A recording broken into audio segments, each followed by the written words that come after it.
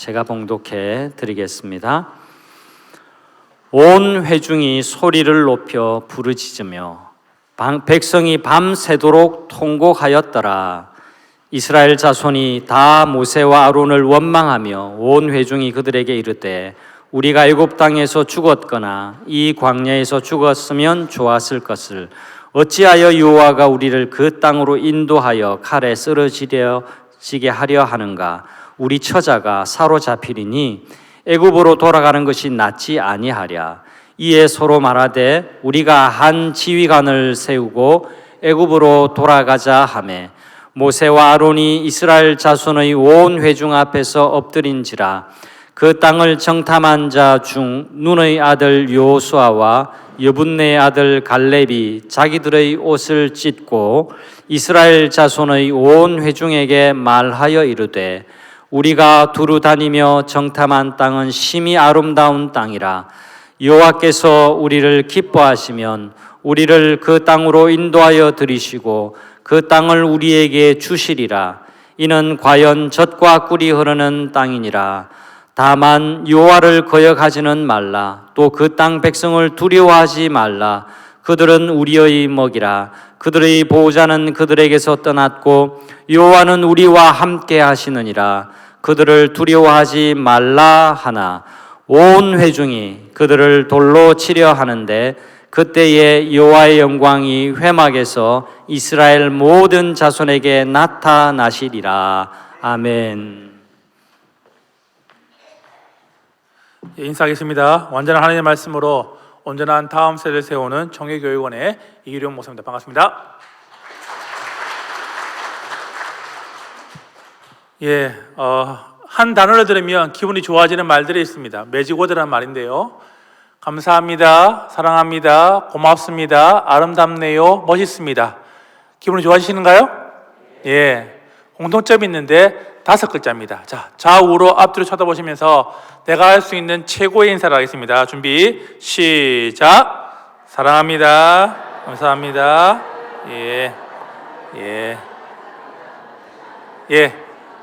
저리 가세요 하지 마시고, 좋습니다. 부산에는 참 교회가 많지요. 하나님께서 오늘 주일날 예배드리고 있는 그 많은 교회 가운데에 어느 교회를 주목하실까요?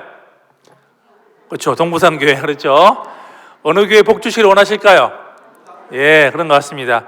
동부산 교회 예전에 5예배 때 왔는데 오늘 대예배 때 오니까 더 좋은 교회, 더 나은 교회, 앞으로가 더 기대되는 교회가 될 것 같습니다. 맞습니까?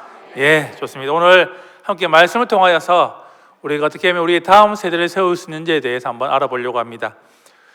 하나님께서 우리 인간에 주신 금에 관한 이야기가 있지요. 어떤 금이 있을까요? 보시면은 소금이 있고 황금이 있고 그리고 지금이 있겠죠. 자, 한번 보실까요? 자, 이렇게 안 넘어가지네요. 예, 보시면 두 분씩 짝을 지어서요. 눈이 크신 분이 작으신 분에게 이렇게 물어봤으면 좋겠습니다.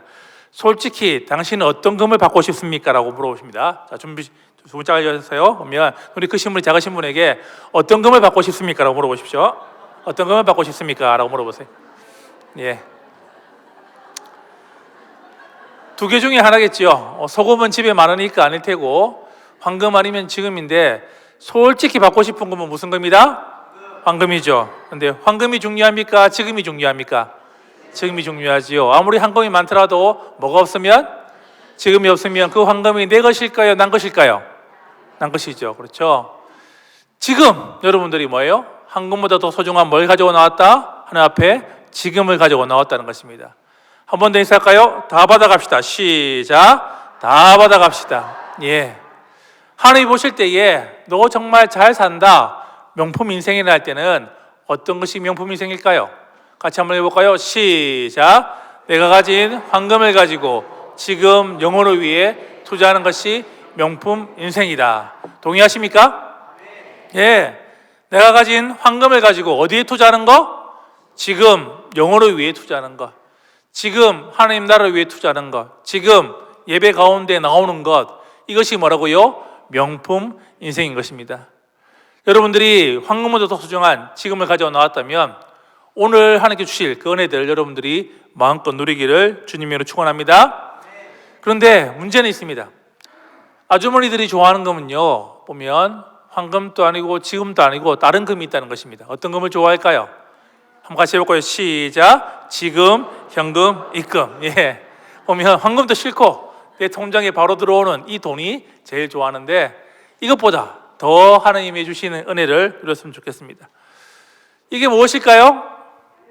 예, 보면 북어지요. 북어의 원래 이름은 뭐지요? 명태입니다. 맞습니다.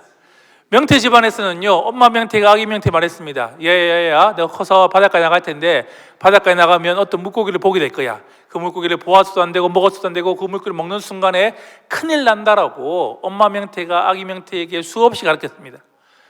아기 명태가 자라서 바닷가에 나갔습니다. 근데 어떤 물고기를 보니까 눈이 번쩍 뜨이고 입안에 침이 고이고 심장이 뛰기 시작합니다. 어떻게 할까요? 그리고 그 물고기를 덥석 물고 난 다음에 몸이 쭉 올라오면서 이름이 바뀝니다. 옛날에는 명태를 양미리라는 고기로 잡았습니다.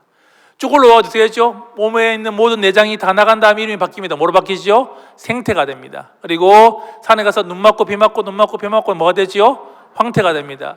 내려와서 뭐가 될까요? 북어가 됩니다. 이 북어의 마지막 모습 어떻게 끝이 나지요?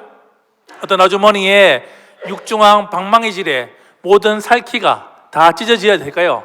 이 북어의 인생이 끝이 난다는 것입니다. 문제는 이 북어를 보고 있자면 마치 우리의 다음 세대, 우리의 자녀들과 우리의 손자들을 보게 되는 것입니다. 무슨 말일까요? 하나님의 은혜의 바다에서, 하나님의 말씀의 바다에서, 하나님의 축복의 바다에서 아이들이 살아가야 되는데 어디에요? 세상의 것에 미쳐 날뛸 때에 우리 아이들이 이와 같은 북어의 모습처럼 마지막이 될 수 있다는 것입니다. 오늘 어떻게 하면 우리 아이들을, 특별히 우리의 자녀들, 우리 손자들을 하나님의 은혜의 바다에서 우리가 살 수 있을까? 거기에 대한 이야기들을 함께 해보려고 합니다. 자, 이것이 보시죠. 자, 보니까 태극기가, 국기가 몇 등에 가 있습니까? 쭉 보시면은 한 등수로 몇 등 가 있어요? 예? 5등에 가 있죠. 이게 무엇일까요? 보시면은 쭉 나라들이 쭉 있는데 우리나라가 한 5등에 올라가 있습니다.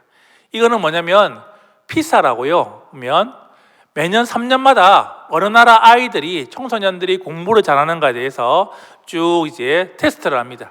우리나라가 몇 등이라고요? 5등입니다. 보통 하면 1등 아니면 5등 사이에서 왔다 갔다 하고 있어요. 자, 물어보겠습니다. 우리나라 아이들이 공부를 잘합니까? 못합니까? 잘한다는 겁니다. 그렇죠? 세계적으로 우리나라 청소년들이 시험을 치면 그렇게 공부를 잘한다는 것입니다. 그런데 내 아이는 공부를 잘합니까? 못합니까? 예, 거기에 문제가 있다는 것이죠. 보면 EBS에서 이런 거 만들었습니다. 공부 못하는 아이 해가지고 아이들이 왜 공부를 못할까라고 했는데, 자, 제일 공부를 못하는 가장 큰 이유가 뭘까요? 보면 과학적으로 증명이 되는데 첫 번째 이유는 뭐냐면, 제일 중요한 요인은 유전적인 것입니다. 뭐라고요? 예. 예. 제가 제 아이 보고 공부를 잘하나 말할 수 있을까요? 사실은 말을 잘 못합니다. 그렇죠? 자, 엄마 아빠는 공부를 못했는데 아이가 공부를 잘해요. 이게 뭐죠? 그럼 얘는 뭐죠? 돌연변이. 그렇죠? 하나님한테 감사드려야 됩니다. 하나님께 감사드립니다. 엄마 아빠는 공부 잘했는데 아이가 공부를 못해요. 이렇게 생각하시면 됩니다. 정상으로 돌아왔네라고 생각하시면 되는 겁니다. 이 EBS에서 보면 공부 못하는 아이, 왜 공부를 못할까라고 해서 어떻게 했냐면 전국에 있는 꼴찌들을 불러 모았어요. 전국 꼴찌들을 불러 모았습니다. 그런데 이 아이들이 보면 나중에 마지막에 가보면 아이들이 공부를 하더라는 것입니다. 자, 흔히 생각할 때에 우리가 공부하면은 뇌에서 보면 어디죠? 전두엽, 이 앞부분에 보면 이제 이성이 내려가지고 이 이성의 뇌에서 보면 공부를 관할하는데, 더 놀라운 사실은요, 이 전두엽을 누가 다스리냐면 뒤에 있는 변형계, 무슨 말이죠? 감정의 뇌가 이성의 뇌를 다스리고 있다는 것입니다. 아이들이, 전국 꼴찌 아이들이요, 이제 불러 모아가지고 아이들에게 뭘 했냐면은 아이들에게 마음에, 그렇죠, 감정에 이 부분을 잘 만져주었습니다. 마음을 만져주고 그리고 되게 격려해주고 하니까 이 다큐멘터리의 오부에 가면 전국 꼴찌들이 어떻게 하냐면 공부를 하기 시작합니다. 뭐가 문제였죠? 머리가 문제가 아니라 뭘요? 마음이 문제였다는 것입니다. 제가 저 다큐멘터리를 보면서요 깨달은 바가 있습니다. 우리 성도님들은, 특별히 우리 장로님, 권사님들은 평생을 예수님을 믿고 평생을 예배드렸는데 왜 믿음이 자라지 않을까? 제가 그것이 항상 의문이었거든요. 그런데 이 다큐멘터리를 보면서 깨달아 알았습니다. 자, 뭘 다쳤기 때문에? 그렇죠. 마음을 다쳤기 때문에 어떻게 한다고요? 신앙이 자라지 않구나라는 것들을 제가 깨닫게 되었습니다. 오늘 예배로 오실 때에 여러분들 옆에 분 얼굴에 보십시오. 쌩얼입니까? 화장한 얼굴입니까? 예? 예? 쌩얼이세요? 화장한 얼굴이세요? 오늘 남자분들 보니까 머리를 감은 것 같습니까? 안 감은 것 같습니까? 예. 우리가 예배 올 때 어떻게 오지요? 최대한 예쁘고 최대한 깔끔하게 온다는 것입니다. 그런데 사실은 그것보다 더 중요한 것이 있습니다. 뭘까요? 마음밭을 갈아엎어야 된다는 것입니다. 예수님께서 말씀하셨지요? 마음밭 비유 가운데에 길가와 그리고 돌짝밭과 가시덤불과 옥토가 있는데 우리가 믿음이 자라지 않는 이유 무엇이라고요? 우리의 마음밭이 갈아엎지 않기 때문에 매주 떨어지는 그 말씀의 씨앗들이 어떻게 한다고요? 자라지 않는다는 것입니다. 정말 좋은 신앙이 되기를 원한다면, 우리 아이들을 정말 잘 키우기를 원한다면 어떻게 한다고요? 마음밭을 우리가 바꿔야 한다는 것입니다. 한국교육개발원에서요, 그러면 공부 말고 우리 아이들이 그러면 다른 것들은 잘하고 있을 거라고 해서 이와 같은 조사를 했습니다. 국가별로 사회적 작용을 어떻게 청소년들이 하는지를 조사해봤는데 우리나라가 몇 등이라고요? 몇 등이죠? 35등입니다. 여러분이 생각하실 때에 올림픽 보니까 한 200나라 나오던데 35등이면 잘했네라고 생각할지 모르겠지만 이 조사는요, OECD 36개국 가운데에 35등인 거예요. 뭐라고요? 꼴찌입니다. 꼴찌. 세 가지를 조사했습니다. 첫 번째는 관계 지향성.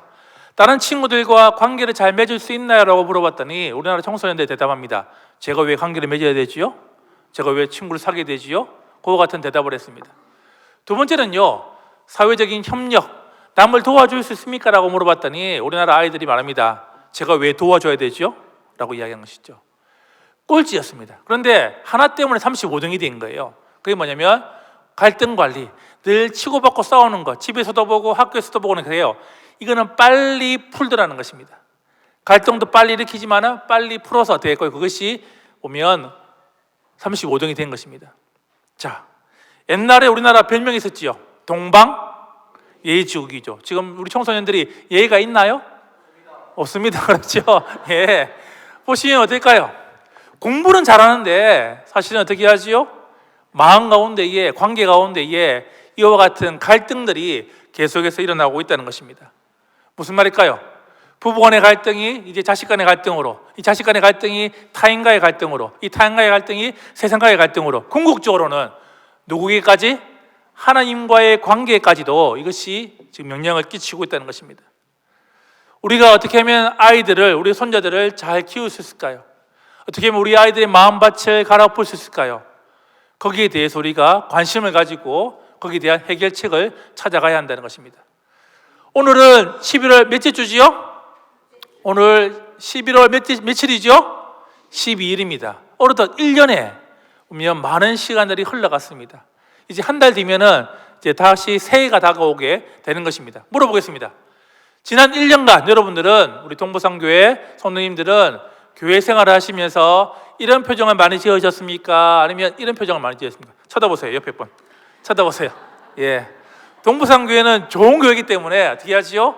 저 사람의 모습으로 예배 가운데 나오셨지만은 제가 한국 교회를 쭉 돌아보는데 많은 교회들은 어떻게 하지요?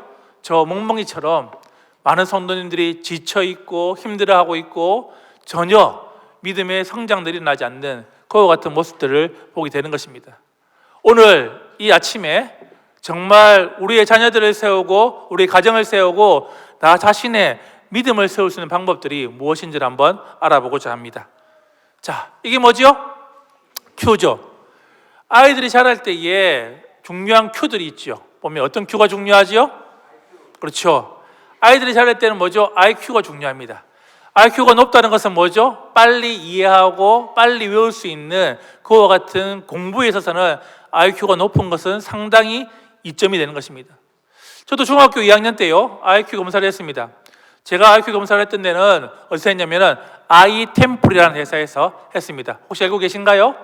아이템플 알고 계신 분들은 연식이 좀 있으신 분들이에요. 예. 제가 다른 친구들보다 하루 일찍 제 IQ를 알게 되었습니다. 왜냐면은 저희 외삼촌이 아이템플을 다니고 있었거든요. 그날의 오후를 아직도 기억하고 있습니다. 저희 어머니가 전화를 받고 난 다음에 전화를 끊고 난 다음에 하신 행동이 뭐냐면 이불장에 가서 이불을 깔고 들어 누우셨어요. 자, 제 IQ가 높다 낮다. 예, 저희 형의 IQ가 상당히 높은데 그 정도까지 나올 줄 알았는데 제가 그 정도까지 나오지 않았던 것 같습니다. 그래서 저희 어머니가 충격을 받고 이제 들어 누우셨는데, 아이들이 자랄 때는요 IQ가 중요합니다. 그런데 제가 나이가 이제 50이 되다 보니까 더 이상 외울 것도 없고 배울 것도 없고 지금 뜨는 큐가 하나 있습니다. 어떤 큐가 뜰까요? 그러면 나이가 들어서 중요한 큐는 무슨 큐일까요? 이 큐도 있고 여러 가지 있지만 제가 여러분들을 소개할 것은 이겁니다. RQ입니다. 회복 탄력성이라는 것입니다. 이게 뭐냐면은 요즘 뜨고 있는 이제 큐인데요. 어떤 어려움이 왔을 때에 이 어려움을 이겨낼 수 있는 힘이 이 아이에게, 이 사람에게 있냐는 것을 검사하는 것이 회복 탄력성이라는 것입니다. 자, 이 연구는요 여기서 시작되었습니다. 자, 여기가 어딜까요? 신혼여행지로 가장 가고 싶어하는 곳 어디죠? 하와이입니다. 그렇죠. 우리나라에 있는 북극 하와이는 망했습니다. 그런데 어떻게 하지요? 여전히 하와이는 지금 신혼여행지로 가장 각광받고 있습니다. 그런데 1950년대의 하와이는 그러지 않았다는 것입니다. 1950년대 하와이는 이런 모습이었습니다. 보면 미국의 사회학자들이 어떤 연구를 했냐면 이 미국 사회에 왜 비행 청소년, 왜 문제 아이들이 자라날까라고 해서 그 연구를 하기 시작했습니다. 하와이 섬에서 제일 끝섬이었던 카와이 섬에 가서 그 가운데에 비빈촌에 들어가가지고 아이들을 연구하기 시작합니다. 무려 몇 년간? 30년간 아이들을 추적해가지고 800명 아이들을 뽑아가지고 이 아이들이 어떻게 자라는지를 쭉 살펴보았습니다. 그리고 그 가운데에 특별하게 더 어려웠던 아이 200명을 뽑습니다. 그리고 이 아이들을 계속해서 어떻게 자라는지를 30년간 쭉 따라갑니다. 그런데 연구하는데 처음 연구 목적은 뭐였죠? 왜? 비행 청소년, 문제 아이들이 자라는 건데 이상한 아이들이 튀어나오기 시작하는 것입니다. 첫 번째 아이는 마이클이라는 아이인데 이 아이는요 19살의 일본인 아버지와 16살의 필리핀 어머니 사이에서 태어났습니다. 무슨 말이죠? 전쟁 포로로 끌려왔던 가운데에 부모들이 아이를 낳았던 것입니다. 10살 되는 무렵에 엄마는 도망가 버리고 두 동생과 함께 아버지와 함께 할아버지 집에 가서 살게 됩니다. 아버지 직업은 뭐냐? 직업이 없어요. 매일 하는 일이 뭐냐? 알코올 중독자로서 매일 아침마다 술 먹고 행패 부리는, 그것이 아버지의 하루의 일과였습니다. 이 정도가 되면 이 아이는 커서 뭐가 돼야 되죠?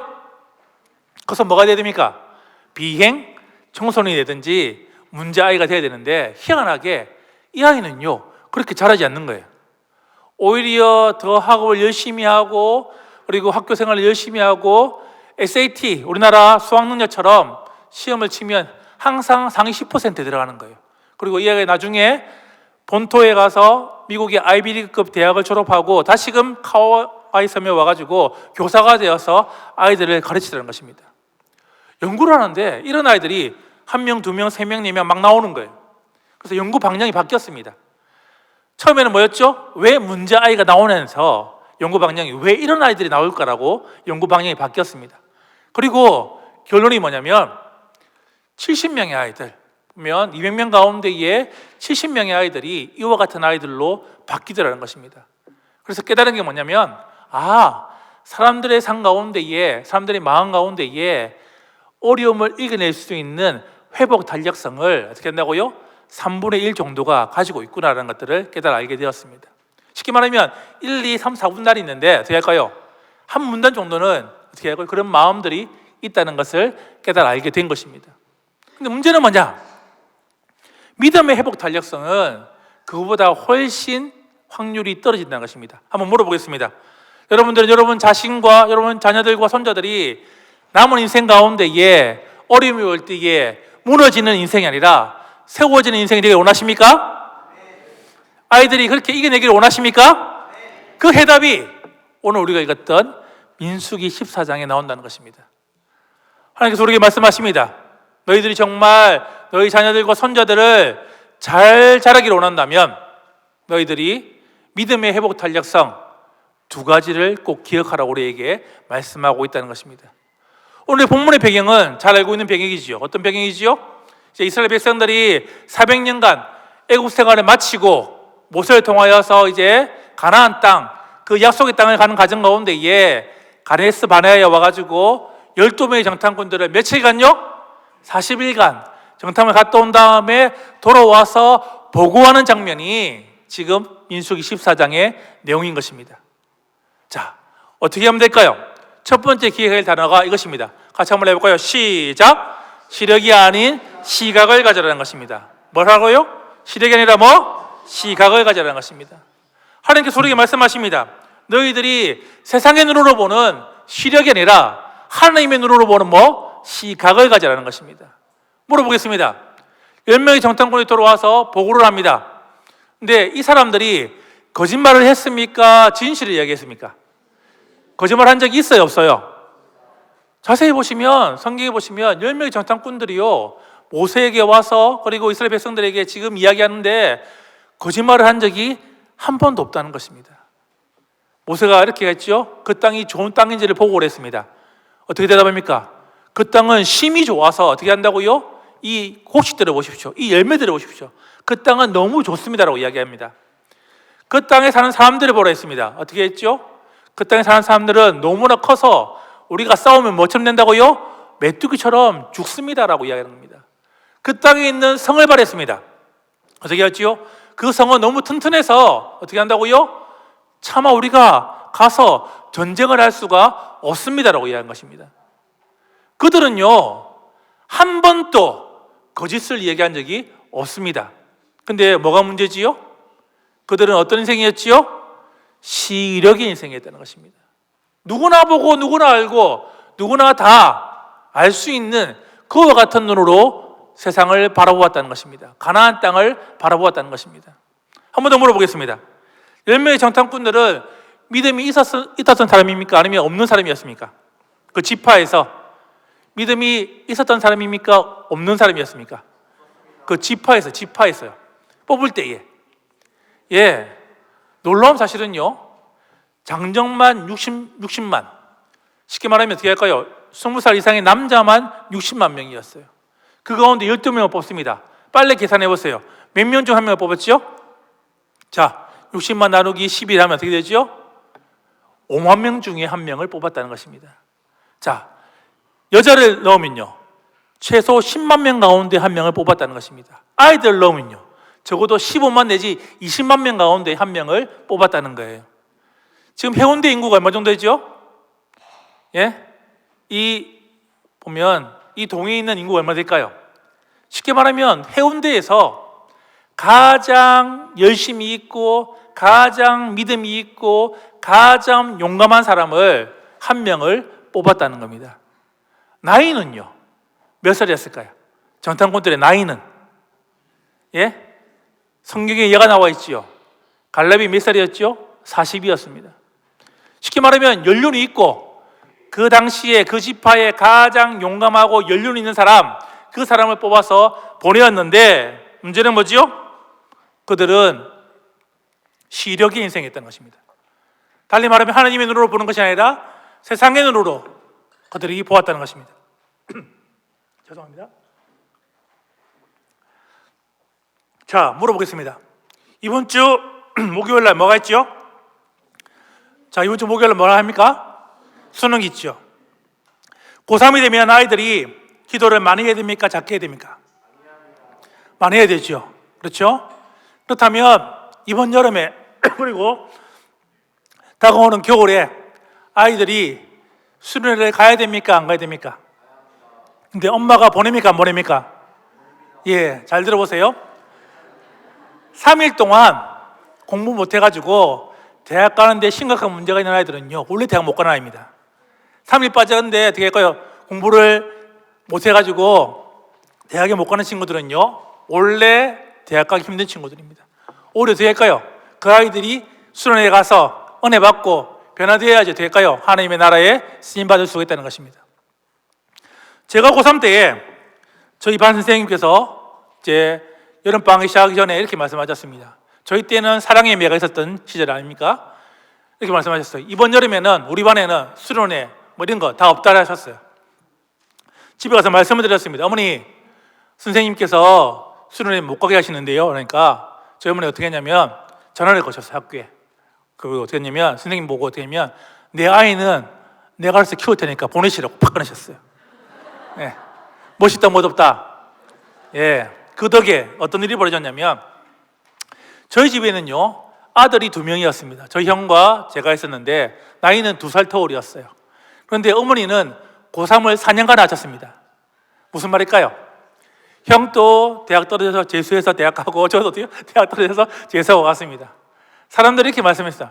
아이를 별나게 키우더니 봐라 이렇게 하셨어요. 다들 애를 별나게 키우더니 어떻게? 봐라 애들이 대학 떨어지지 했는데 1년 늦게 대학에 갔습니다. 제가 잘못 살고 있나요? 잘 살고 있습니다. 저희 형이 잘못 살고 있을까요? 아닙니다. 잘 살고 있습니다. 초등학교 교사로 잘 살고 있습니다. 놀라운 사실은 하나님께 그 시간을 드리고 그 의미를 드릴 때에 어떻게 한다고 하나님께서 반드시 보상해 주신다는 것입니다. 믿으십니까? 문제는 이것입니다. 많은 부모님들이 수능일 날 아이가 기도해야 되는데 누가 기도할까요? 엄마가 기도합니다. 그러면 하나님께서 기도하는 자에게 복을 주십니까? 안 주십니까? 복을 주십니다. 누가 똑똑해질까요? 엄마가 똑똑해집니다. 그래서 될까요? 우리나라 교육의 문제가 발생하는 것입니다. 아이가 기도하고 아이가 지혜를 받아야 되는데 엄마가 기도하고 엄마가 응답을 받으니까 될까요? 더 복잡한 문제가 일어나게 되는 것입니다. 우리 할아버지 할머니들 계신데 한번 물어보겠습니다. 여러분의 손자들을 위해서 이렇게 기도하고 계십니까? 하나님, 이 아이가 이 시대의 요셉으로, 이 시대의 다윗으로, 이 시대의 다니엘로 쓰임받기를 원합니다. 기도해야 됩니까? 안 해야 됩니까? 열심히 해야 됩니까? 안 해야 됩니까? 지금 하고 있습니까? 안 하고 있습니까? 하고 있습니까? 예. 이 기도는 다른 말로 하면요 이렇게 됩니다. 애 잡는 기도입니다. 예. 무슨 말일까요? 여러분들이 요셉을 좋아하시는데 여러분의 아이와 손자가 요셉이 데려오란다면 이 아이가 어떻게 되죠? 13년간 감옥에 가야 돼요. 예. 얘가 어디 가서 이제 거의 뭐 포로로 끌려가야 되는 것입니다. 그렇죠? 다윗 좋아하시는데요. 다윗이 될까요? 여러분의 손자가 다윗이 되기를 원한다면 그 아이는요 20년간 집에 못 들어옵니다. 광야를 생활해야 돼요. 저 또들이 생활해야 됩니다. 제일 좋아하는 인물 다니엘이죠. 여러분의 아이가 다니엘이 되기를 원한다면 이 아이를 어디에 집어넣어야 될까요? 그렇죠. 에버랜드의 사족을 아닙니다. 진짜 사족을 애를 집어넣어야 되는 거예요. 많은 부모님들이 착각을 하십니다. 하나님께서 어떻게 내 아이와 내 손자가 아무런 고통 없이 고난 없이 뭐라고요? 요셉이 되고 그리고 다윗이 되고 다니엘이 된다. 그런 일이 있을까요? 없을까요? 없습니다. 성경을 자세히 보시면 하나님이 쓰셨던 사람들은 다 고시를 패스했습니다. 무슨 말일까요? 고난과 시련을 패스했다는 것입니다. 제가 보니까 한 사람만 그냥 고난 없이 고통 없이 뭔가 된 사람이 있었습니다. 누구냐면 바로왕. 바로왕은 바로왕이 됩니다. 예, 그렇죠? 하나님 쓰지 않기 때문에 바로왕이 됩니다. 그런데 하나님이 쓰는 사람은 어떻게 한다고요? 반드시 뭐라고요? 뭘 패스한다고요? 고시를 패스하는 것입니다. 고난과 시련을 패스하는 것이죠.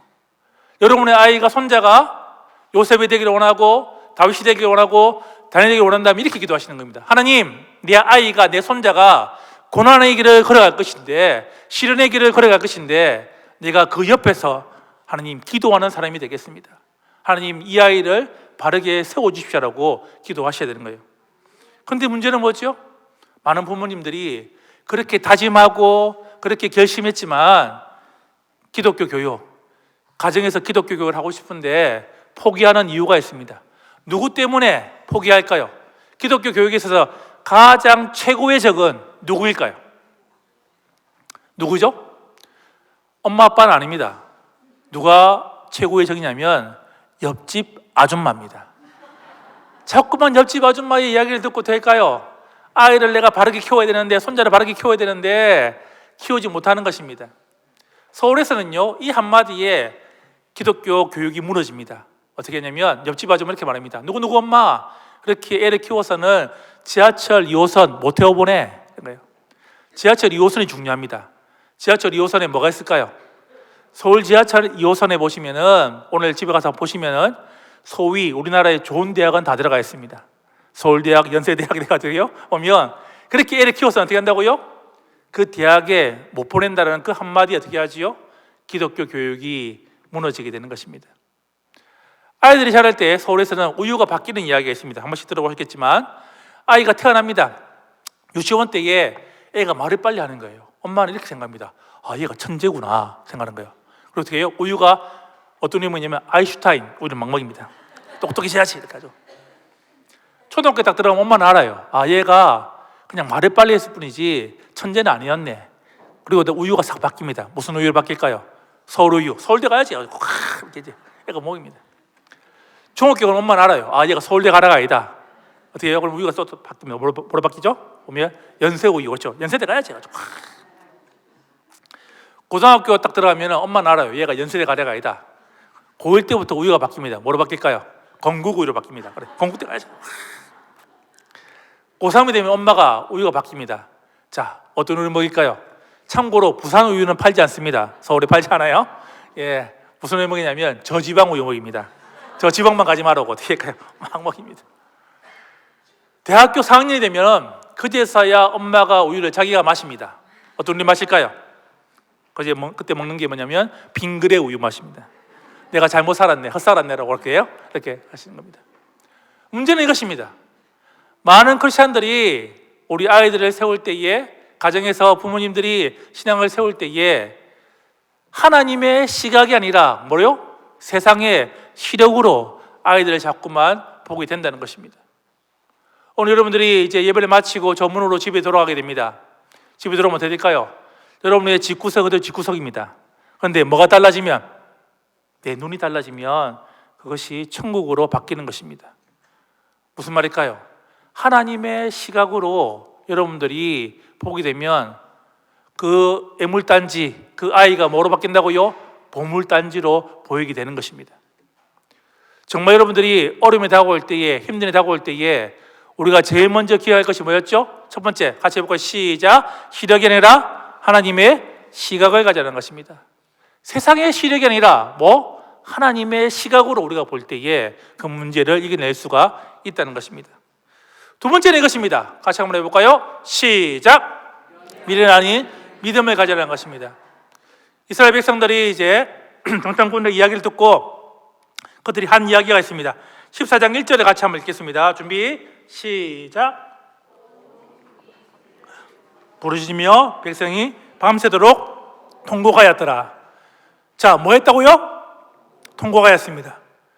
회개의 눈물이었습니까? 아니면 미련의 눈물이었습니까?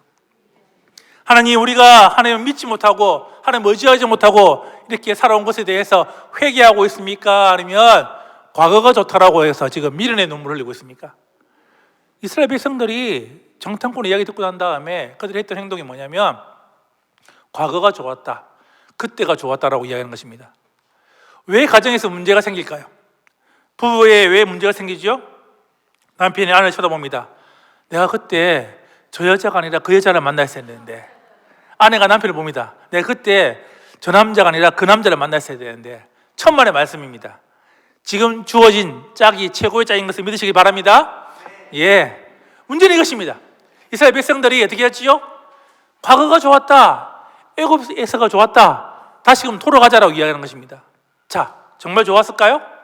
한번 읽겠습니다. 이스라엘 시작! 이스라엘 자손은 고된 노동으로 말미암아 탄식하며 부르짖으니 그 고된 노동을 말미암아 부르짖는 소리가 하나님께 상달된지라. 무슨 말이죠? 하나님, 죽겠습니다. 하나님, 못 살겠습니다. 하나님, 제발 여기서 건져 주시옵소서 라고 그들이 통곡하면서 울면서 그 부르짖는 소리가 하나님께 상달되어서 어떻게 했죠? 하나님께서 모세를 보내어서 그들을 건져 주었는데, 지금 이스라엘 백성들이 뭐라고 있죠?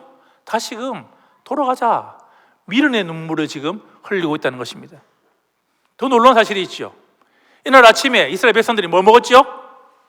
뭘 먹었을까요? 이날 아침에 뭘 먹었죠? 만나를 먹었습니다. 하나님 주시는 그 만나를 먹었습니다. 그리고 어떻게 했죠? 이 앞장에 보시면은 더 놀라운 사실이 있죠. 그들이 고기가 먹고 싶다 할 때 어떻게 했죠? 하나님께서 그렇죠, 메추라기를 보내주셨습니다. 절대 그런 일이 일어나지 않습니다. 자, 오늘 예배를 마치고요, 여러분들 오늘 동부산교회 성도님들과 함께 목사님과 함께 저희가 가까운 해운대에 갑니다. 절대 그런 일이 일어나지 않습니다. 예, 해운대에 갑니다. 목사님께서 어떻게 할까요? 기다란 지팡이를 가지고 오셔가지고 어떻게, 하나님 보여주시옵소서 해가지고요, 해운대 앞바다를 팍 했는데 갑자기 해운대 앞바다가 확 갈라지면서 우리가 대마도까지 걸어갔다 생각합시다. 대마도까지. 하나님 믿습니까? 안 믿습니까? 믿을까요? 믿을까요? 아유, 목사님 나 또 추운데 왜 대마도까지 걸어가요? 좋습니다. 목사님께서 오늘 예배를 마치실 때에, 축도를 하실 때에, 하나님 우리 성도님들이 점심시간이 되었습니다. 너무 배가 고픕니다. 하나님 KFC 통닭을 내려주십시오. 팍 했는데 될까요? 통닭이 막 떨어지면 여러분 하나님 믿겠습니까? 안 믿겠습니까? 문제는 이스라엘 백성들이 이거를 다 경험했음에도 불구하고 하나님을 믿지 않았다는 것입니다. 하나님이 하실 수 있는 최고의 기적은 무엇일까요? 하나님께서 하실 수 있는 최고의 기적은 무엇일까요? 하나님께서 원하신다면요, 이 홍해가 갈라지는 것, 메추라기가 떨어지는 것, 돈다발이 떨어지는 것, 이것은요 하나님께서 수천 번, 수만 번 할 수 있는 기적입니다. 그런데 하나님께서도 딱 한 번만 할 수 있는 기적이 있습니다. 무엇일까요? 하나님 또 딱 한 번밖에 못해요. 이거는 무엇이죠? 그 아들 독생자 예수를 우리를 위해 보내시고 죽이시고 살리신 이 일은 뭐라고요? 하나님도 한 번밖에 하실 수 없는 그와 같은 기적이라는 것입니다. 은혜라는 것입니다. 그런데 그 사실을 지금 누가 믿고 있지요? 내가 믿고 있다는 겁니다. 하나님 주신 최고의 은혜, 최고의 기적을 누가 누린다고요? 내가 지금 누리고 있다는 것입니다. 그런데 문제는 뭡니까? 우리는 계속해서 믿음의 눈물이 아니라 우리의 삶에 미련의 눈물을 흘리기 때문에 우리의 신앙이 자라지 않는다는 것입니다. 왜 이스라엘 백성들이 그렇게 되었을까요? 한번 읽어볼까요? 시작! 기적을 낳지만 기적이 믿음을 낳지는 않는다는 것입니다. 믿음은 기적을 낳지만 그 수많은 그 기적들이, 하나님 행하셨던 그 기적들이 그들의 믿음이 되지는 않았다는 것입니다. 우리의 삶에 얼마나 많은 하나님이 은혜를 주셨습니까? 최고의 기적을 주음에도 불구하고 믿음은 기적을 낳지만은 그 기적이 믿음이 되지는 않았다는 것입니다. 많은 성도님들이 시험 앞에, 어려움 앞에 무너지는 이유가 뭘까요? 하나님 향한 그 믿음을 가져야 되는데 자꾸만 미련의 삶을 우리가 찾기 때문에 문제가 해결되지 않는다는 것입니다. 이 사람들은 누구일까요? 성경에 기록되어 있습니다. 누구냐면 10명의 정탐꾼의 이름입니다. 기억할 필요가 있습니까? 없습니까? 기록할 필요가 없어요. 우리는 2명만 알면 됩니다. 누구죠? 여호수아와 갈렙만 알면 되는 것입니다. 어떻게 하면 우리가 믿음의 회복 탄력성을 가질 수 있다고요? 2가지를 기억했습니다. 첫 번째 뭐였죠? 시력이 아니라 하나님의 시각을 가져라. 두 번째는요, 미련이 아니라 하나님 향한 믿음을 가져라는 것입니다. 근데 문제는 이것입니다. 자, 뭐가 들어갈까요? 예, 초등학교 2학년 아이가 답을 적었습니다. 이렇게 적었어요. 작은 삼촌은 적었어요. 문제는 이것입니다. 오늘 말씀을 들었어요. 결심을 하고 싶어요. 그런데 누가 찾아온다고요? 작은 삼촌이 찾아오는 겁니다. 그렇게 살지 마라, 그렇게 하지 마라, 이렇게 하는 것이죠. 문제는 정말 우리의 가정에서 아이들을 키우려면 어떻게 했죠? 신앙의 1번지는 어디라고요? 가정입니다. 가정에서 부모가 이것을 다짐하고 결심해야 되는데 누가 찾아온다고요? 작은 삼촌 찾아옵니다. 여러분들 이렇게 되겠죠? 내가 어떻게 하라고 그러면 어떻게 하라고? 어떻게 하라고? 자, 방법 알려드리겠습니다. 생각이 오늘 바뀌셨나요? 우리가 2가지 잡았죠? 뭘 붙잡으라고요? 하나님의 시각을 잡고 하나님의 믿음을 잡아야 됩니다. 생각이 바뀌었습니다. 그러면 어떻게 될까요? 여러분들이 오늘 돌아가셔서 된다고요? 행동이 바뀌셔야 되는 거예요. 그리고 이 행동이 어떻게 될까요? 습관이 됩니다. 습관이 되면 되고 그것이 나중에 나의 인격이 되는 것입니다. 그 인격이 뭐죠? 여러분들의 운명이 되는 것입니다. 이제 내년부터 이제 담임 목사님께서 이제 획기적으로 우리 아이들을 어떻게 가정에서 교회에서 키울지에 대해서 오늘 1시에 말씀을 드릴 것입니다. 가야 됩니까? 안 가야 됩니까? 가야겠죠. 어떻게 해요? 그래서 어떻게 한다고요? 생각이 바뀌셔야 되는 거예요. 그리고 어떻게 해요? 그것을 행동으로 옮기셔야 되는 것입니다. 그리고 어떻게 한다고요? 그것을 습관화시키시고 그것이 아이들의 삶의 인격이 되도록 우리가 가르쳐야 한다는 것입니다. 저는 여러분들의 가슴 가운데에, 여러분 심장 가운데에 이 마크가 찍혔으면 좋겠습니다. 이 마크가 무슨 마크죠? KS 마크입니다. 코리아 스탠다드가 아닙니다. 제가 말하는 것은 킹덤 스탠다드. 하나님 나라 백성으로 어떻게 해요? 표준으로 여러분이 살아가라는 것입니다. 자꾸만 세상의 시력이 아니라, 세상을 향한 미련이 아니라 하나님 향한 시각과 하나님 향한 믿음으로 어떻게 한다고요? KS 마크, 킹덤 스탠다드, 하나님 나라 표준으로 살아가는 것입니다. 그러려면 두 가지를 기억해야 됩니다. 같이 읽겠습니다. 시작! 지식이 아니고 행하는 게 참 지식이다. 많은 사람들은 하나씩 하겠습니다. 많은 사람들은 오해합니다. 내가 들었다고 내가 어떻게 해요? 안다라고 생각하는 거예요. 그것은 잘못된 것입니다. 어떻게 한다고요? 행하는 게 참 지식인 거예요. 그렇게 사는 게 뭐예요? 참 지식이 되는 것입니다. 두 번째 읽겠습니다. 시작! 생활에서 생활신앙으로 참된 변화입니다. 교회 안에서 신앙생활도 중요합니다. 그런데 더 중요한 게 뭐라고요? 돌아가서 가정 안에서의 생활신앙이 더 중요하다는 것입니다. 똑같은 단어인데 순서만 바꾸면 다른 의미가 되는 것입니다. 자꾸만 교회 안에서 보여지는 그 신앙생활로 만족하지 마시고 어떻게 한다고요? 가정에서, 직장에서 내가 생활 가운데에 어떻게 신앙하는지를 여러분들이 더 갖고 가셔야 되는 것입니다. 말씀을 맺겠습니다. 우리가 어려움이 다가올 때에, 힘든 일이 다가올 때에 기억해야 될 것이 두 가지가 있었습니다. 첫 번째 뭐였죠? 시력이 아니라 하나님의 뭐? 시각을 가지십시오. 미래는 하나님 향한 뭐? 믿음을 가지시는 것입니다. 인생은 두 종류의 인생이 있습니다. 첫 번째 인생은 마치 이와 같습니다. 이게 뭐죠? 유리컵이죠. 제가 바닥에 던지면 어떻게 될까요? 깨어지겠죠. 어떤 인생은 조그만 어려움, 조그만 시련 앞에 어떻게 할까요? 늘 깨어지는 인생이 있습니다. 올 한 해를 생각해 보십시오. 시험이 다가올 때, 어려움이 다가올 때에 내 삶이 어떻게 되었는지, 혹시 이 유리컵처럼 늘 깨어지고 부서지고 상한 심령 가운데에 살아가지는 않았습니까? 또 다른 인생이 있습니다. 그 인생은 마치 이와 같습니다. 이게 뭐지요? 탁구공이죠. 제가 바닥에 던지면 어떻게 될까요? 튀어오르겠죠. 제가 세게 던지면 어떻게 될까요? 더 높이 튀어오르겠지요. 물론 아픕니다. 아픔이 없다는 말이 아니에요. 시련이 오면 어려우면 어떻게 하죠? 아픔이 있습니다. 그런데 어떻게 하지요? 그 아픔 이후에 더 높이 튀어오르는, 더 높이 하나님을 닮아가는 인생이 있다는 것입니다. 여러분들은 여러분 자신과 여러분 자녀들과 손자들이 두 인생 가운데에 어떤 인생이 되기를 원하십니까?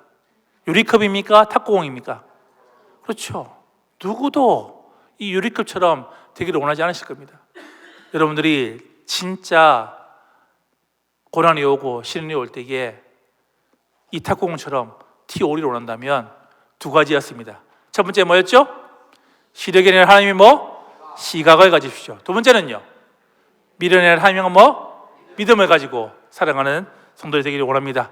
마지막으로 이렇게 인사할까요? 눈이 크신 분이 작으신 분에게 세상의 시력이 아니라 하나님의 시각을 가지십시오 하고 반대분은 어떻게 할까요? 세상의 미련이 아니라 하나님 향한 믿음을 가지십시오라고 이렇게 서로가 인사하겠습니다. 두 분씩. 자, 두 분씩 짝을 지었어요. 자, 첫 번째 거를 하나 하시고 두 번째 하나 하겠습니다. 준비, 시작!